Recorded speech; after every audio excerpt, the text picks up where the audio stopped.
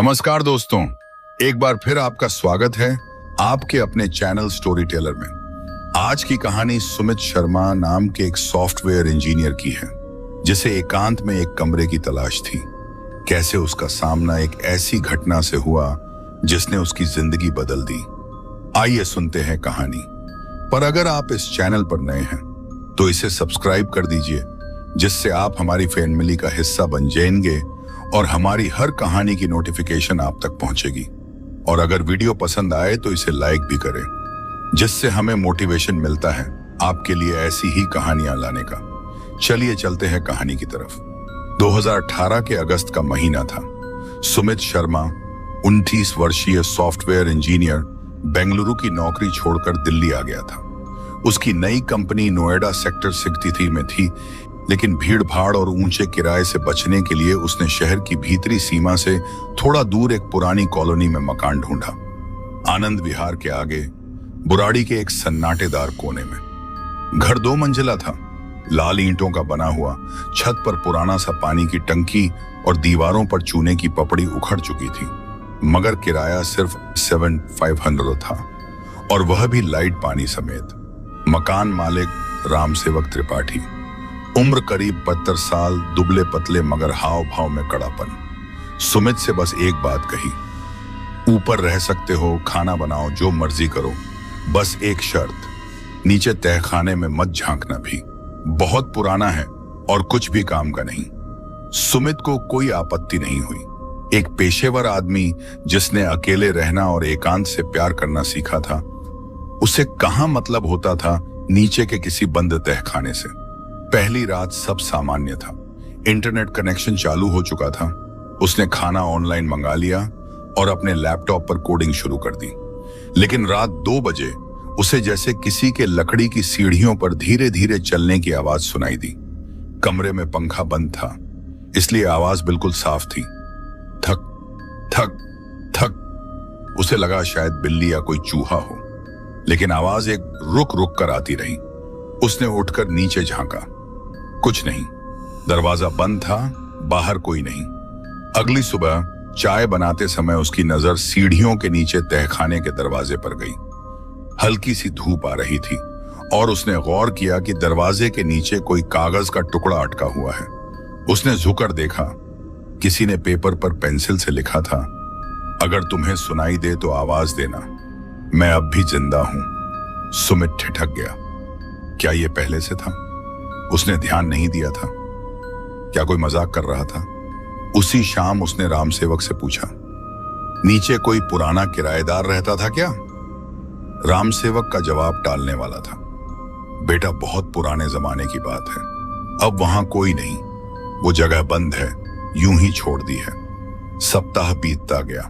काम से लौटने के बाद सुमित जब कमरे में होता तभी तहखाने से आवाजें आने लगती।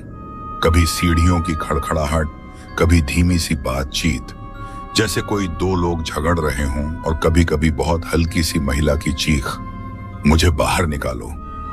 इन आवाजों का पैटर्न यह था कि ये केवल तभी आती जब सुमित अकेला होता। दिन में सब सामान्य, पर रात को जैसे घर का निचला हिस्सा जाग उठता। सुमित का मानसिक संतुलन डगमगाने लगा था। वह सोचता कि शायद काम का तनाव है या शायद नींद की कमी। उसने एक बार रिकॉर्डिंग चालू कर दी और जो उसने सुबह सुना वह भयावह था। रिकॉर्डिंग में बड़बड़ाहट थी और एक आवाज स्पष्ट सुनाई दी, देखो जरा झांको अंदर। तहखाने की दीवारें मोटी थीं, लेकिन एक रात सुमित को लगा कि वहां से दीवारें हल्के से धड़क रही हैं, जैसे अंदर कोई हल्की सी कंपन हो रही हो। दूसरे दिन उसने मोबाइल का टॉर्च जलाकर दरवाजे की दरार से अंदर झांका और उसे बक्सों के पीछे कुछ कागजी टुकड़े पड़े दिखे। वह अधिक न देख सका, लेकिन उसे कुछ लिखा हुआ नजर आया। अब वह बुरी तरह उलझ चुका था। वह यह तय नहीं कर पा रहा था कि वह जो देख रहा है वो सच है या उसका दिमाग उसे भ्रमित कर रहा है। एक दिन सुमित ने बातों बातों में पूछ ही लिया, आपके बेटे हैं ना? रामसेवक की आंखें कुछ पल को थमी, फिर बोले, था, अब नहीं है, बहुत साल हुए। बिना कुछ बताए चला गया, पुलिस भी कुछ नहीं कर पाई। फिर उन्होंने टॉपिक बदल दिया, लेकिन सुमित समझ चुका था कुछ छिपाया जा रहा है। अक्टूबर की एक रात जब हवा में हल्की ठंडक थी, सुमित काम से लौटा तो देखा तहखाने का दरवाजा खुला हुआ था। उसने देखा कि दरवाजा अंदर से खुला है, ताले में चाबी लगी है। वह नीचे गया और पहली बार उस सीलन भरे अंधेरे में कदम रखा। भीतर की हवा सड़ी हुई, भारी और घुटन भरी थी। वह बमुश्किल 10 फीट तक ही गया, लेकिन उसने दीवारों पर कुछ देखा जो उसे हिला गया।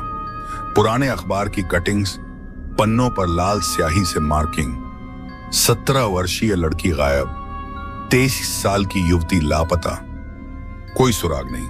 और सभी की तारीखें 2001-2008 के बीच की थीं। दीवार पर एक चार्ट पेपर चिपका था, शिकार, और उसके नीचे 6 नाम और उनके आगे एक्स का निशान। कोने में एक बड़ा सा लकड़ी का बक्सा था, जंग लगे ताले से बंद। उसके ऊपर लिखा था, ये मेरी लाश नहीं है, ये मेरी कैद है। सुमित को सांस लेना मुश्किल हो रहा था। उसने उल्टे पांव भागना चाहा, लेकिन तभी पीछे किसी के चलने की हल्की आवाज आई। वो पलटा, कोई नहीं। वो दौड़कर ऊपर गया और पहली बार उसके चेहरे पर सचमुच डर था। अगले दिन सुमित थाने गया। उसने सब बताया, लेकिन पुलिस का रवैया वही पुराना था। कोई प्रमाण, तस्वीरें, गंध से क्या साबित होता है? आप नए हैं यहां और तहखाना उस आदमी का है, कोई भी सामान रख सकता है। सुमित को समझ आ गया, यह सिस्टम इस राज को ढंग के रखेगा। एक रात जब बिजली चली गई, सुमित अपने कमरे में मोबाइल की रोशनी में बैठा था। तभी उसने देखा कि सामने की दीवार पर परछाई है, पर कमरे में वह अकेला था। उसने मोबाइल हिलाया, पर परछाई नहीं हिली। धीरे धीरे वह तहखाने की ओर खींचता चला गया, जैसे कोई उसके कदमों को बुला रहा हो।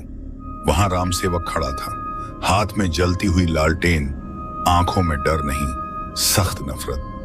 बहुत देख लिया तूने, अब ये राज फिर बाहर नहीं जाएगा। तभी सुमित ने देखा, राम सेवक के हाथ में माचिस और पेट्रोल की बोतल थी। यहां सब खत्म होगा, तू भी।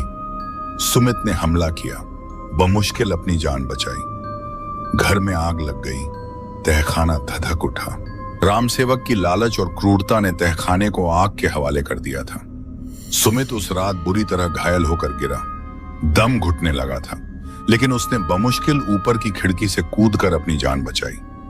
जब दमकल आई तब तक पूरा तहखाना जल चुका था और तब तक राम सेवक लापता हो चुका था।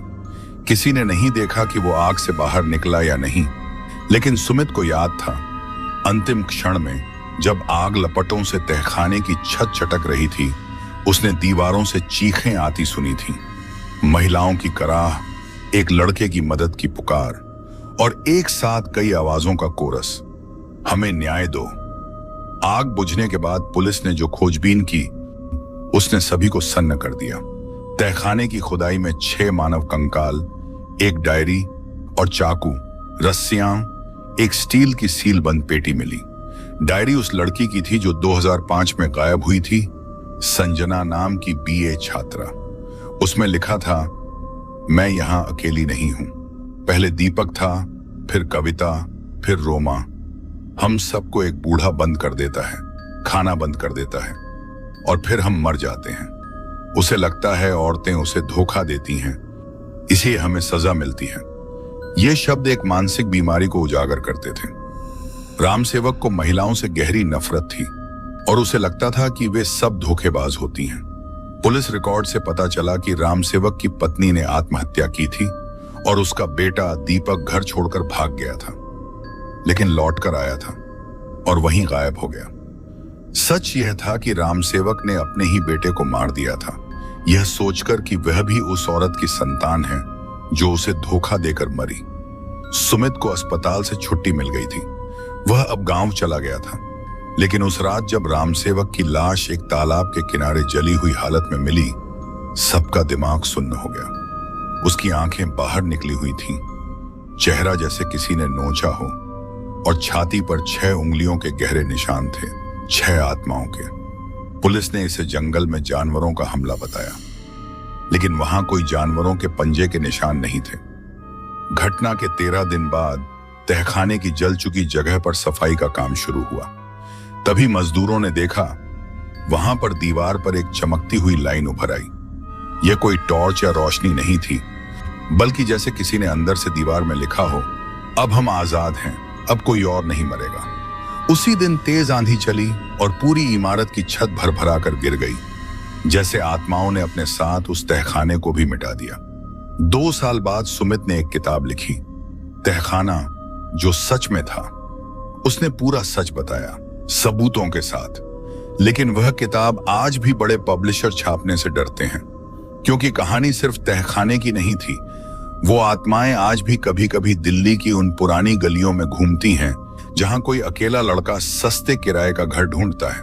और अगर आप कभी किसी मकान मालिक को कहते सुने, नीचे मत जाना, तहखाना बंद है, तो समझ जाइए कहीं कोई राम सेवक फिर से तो नहीं जाग रहा। दोस्तों, अगर आपको कहानी पसंद आई हो तो इसे लाइक जरूर करें और चैनल को भी सब्सक्राइब करना ना भूलें। मिलते हैं अगली कहानी के साथ, तब तक अपना ध्यान रखें।